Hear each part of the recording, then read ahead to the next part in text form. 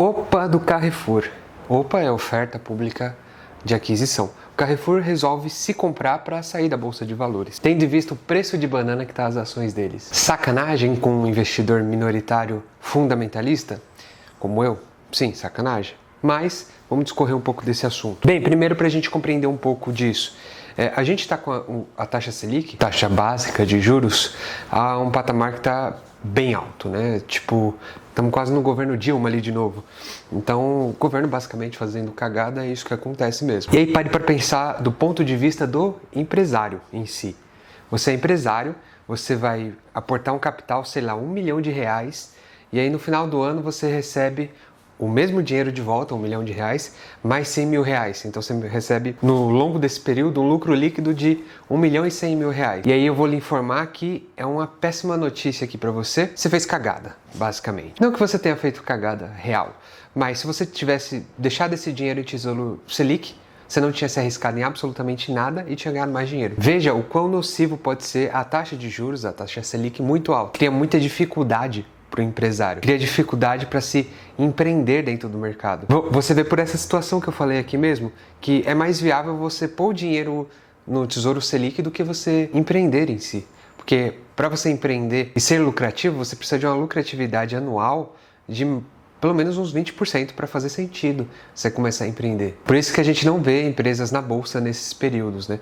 Fazendo o famoso IPO, que é a oferta pública inicial. Tendo em vista isso, a maioria das empresas e das pessoas físicas, jurídicas, eles saem ali das empresas e começam a comprar títulos públicos. Fazendo essa movimentação, a renda variável como um todo começa a cair um pouco. Caindo um pouco, costuma, inclusive, ser uma ótima oportunidade de compra, tanto que o Carrefour está se comprando, mas ele está fazendo isso a preço de banana, que não costuma demonstrar uma gestão, né, por parte do Carrefour muito honesta, porque um gestor honesto pagaria um valor no mínimo honesto. E óbvio, quem sou eu para definir o que é honesto ou não, mas temos aqui o JP Morgan, por exemplo, que avaliou que essa ação deveria ser vendida ou deveria ser recomprada, né, pelo Carrefour por aproximadamente 11,50. A ação estava mais ou menos 7,20 e o Carrefour falou, beleza, vou dar uns 7,50 para vocês. Os valores não estão exatos aqui, mas estão bem próximos. Dá um gap ali de uns 20%. Por isso que a ação subiu bastante, porque, bom, vou ganhar 30 centavos por ação que eu comprar aqui, basicamente de graça, então eu vou comprar um monte de ação. Aí faz com que a ação tenha uma força compradora, que a gente chama, né? Mas do meu ponto de vista, tá, gente? Bastante mau caratismo. Fiquem de olho, inclusive, nesses gestores e nessas pessoas que são majoritários e aceitam esse tipo de coisa, tá? Porque isso traz a impressão de que o Brasil é o país do rentismo na renda fixa e a bolsa é só para tradear mesmo. Para que eu vou investir para o longo prazo? Porque quando a gente tiver uma crise, que é o caso agora, as ações vão cair, vai ser uma excelente oportunidade de compra.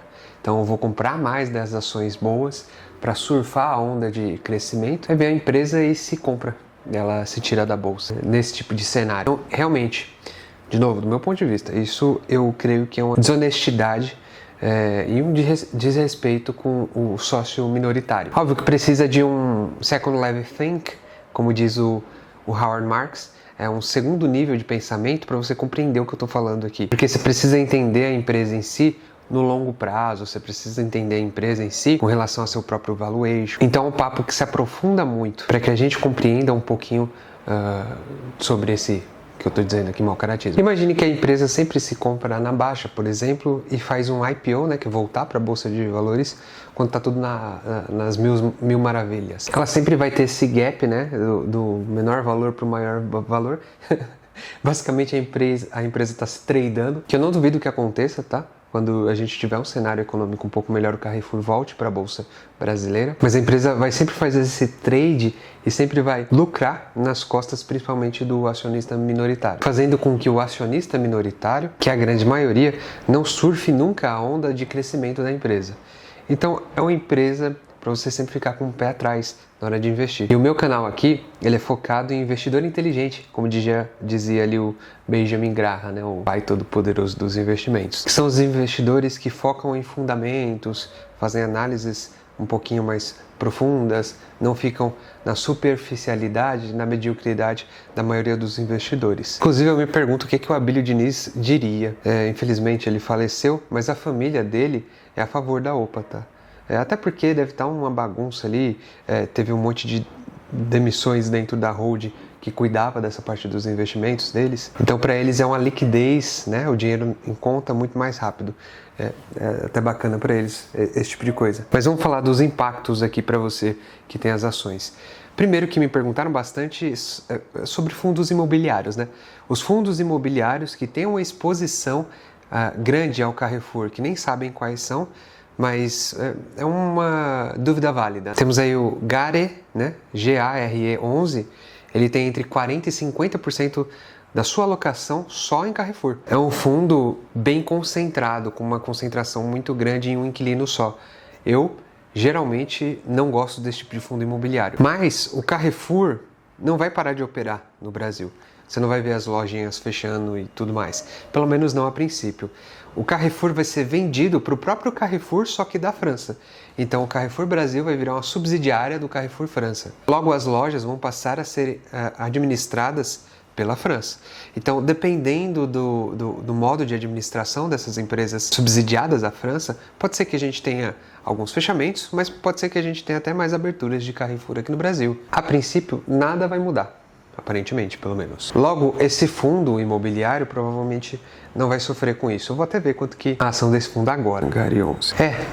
Nada mudou, tá andando de lado. Não pode ficar em nada. Agora, pensando especificamente em você que tem essa ação, o que você vai fazer? De novo, eu nunca indico investimento, não dou call, né, que a gente chama de compra, de venda. Mas se fosse o meu dinheiro, se eu tivesse dinheiro no Carrefour e fosse um sócio minoritário, poderia até ter direito a voto, mas não o exerceria porque ele não teria peso nenhum.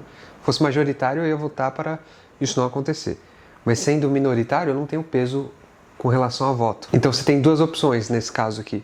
Ou você fica com a ação e ela vira uma BDR, negociada geralmente ali na Europa, né, na França. Ou você vende a ação e ganha esse gapzinho. Você vai vender, não importa o preço que você comprou, você vai vender ela a R$ 7,70 aqui.